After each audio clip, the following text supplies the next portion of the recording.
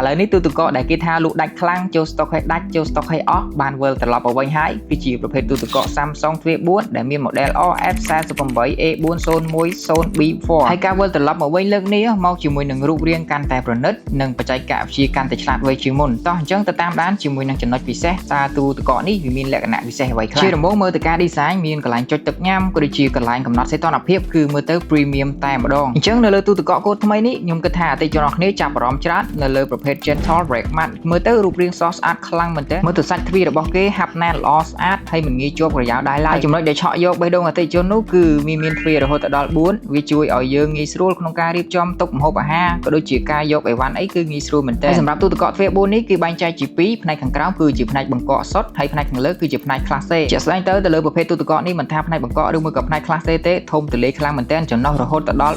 488លីត្រទៅលើ Samsung កូននេះក៏បានបំពាក់មកជាមួយនឹងបច្ចេកវិទ្យា Twin Cooling Plus ដោយបែងចែកបញ្ចេញធាតុត្រជាក់ផ្សេងពីគ្នារវាងថតខាងលើនិងថតខាងក្រោមដែលធ្វើឲ្យអាហារបន្លែផ្លែឈើអីមិនមានក្លិនក៏ដូចជារក្សាធាតុស្រស់បានយូរជាងទូទឹកកកធម្មតារហូតដល់2ដងមកអតិថិជនគ្នាប្រកាសជាគិតថាអូប្រអប់ច្រើនអញ្ចឹងដាក់អីវ៉ាន់ច្រើនទៅខ្លាចឆាប់ខូចឆាប់ស្អុយអីគឺកុំបារម្ភអីបញ្ហានេះដោយមកលើកនេះគេអាប់ដេតខ្លួនគេច្រើនមែនទែននៅលើប្រភេទទូទឹកកកនេះមានប្រព័ន្ធកម្ចាត់ក្លិនបាត់តេរីបានរហូតដល់ 99.99% អញ្ចឹងលីហើយពាក្យថាស្អុយរលួយក៏ដូចជាការឆ្លងក្លិនអញ្ចឹងលក្ខណៈពិសេសរបស់ទូទឹកកកនេះអង្គុយសរសើរមួយថ្ងៃនៅអត់តន់អស់ទេឆ្លៀតញាត់បញ្ចូលជាមួយនឹងពុម្ពសម្រាប់ចាក់ទឹកផលិតទឹកកកថែមទៀតផងអញ្ចឹងច្រើនមែនទែនលក្ខណៈពិសេសសរុបជារួមទៅមកលើកនេះគឺតាក់ចិត្តអតិថិជនខ្លាំងតែម្ដងមានកន្លែងចុចទឹកញ៉ាំផងហើយកន្លែងចុចទឹកនេះមានស្តុកទឹករហូតដល់2លីត្រ2អញ្ចឹងប្រើប្រាស់លក្ខណៈឧស្សាហ៍គឺមួយអែមតែម្ដងហើយជាមួយនឹងធ្នើវិញគឺក្រាស់ដាក់អីវ៉ាន់បានច្រើនហើយក៏មានអំពូល LED បំភ្លឺពេលដែលយកអីវ៉ាន់ថែមទៀតផងហើយអ្វីដែលកាន់ពិសេសជាងនេះទៅទៀតនោះគឺការធានា1ឆ្នាំពេញនិង10ឆ្នាំទៅលើ compressor ចេញពីខាងក្រុមហ៊ុន Samsung ផងដែរអញ្ចឹងទូទឹកកកដែលសមចៃមានការធានាខ្ពស់បច្ចេកវិទ្យាទំនើបគឺនៅទីនេះ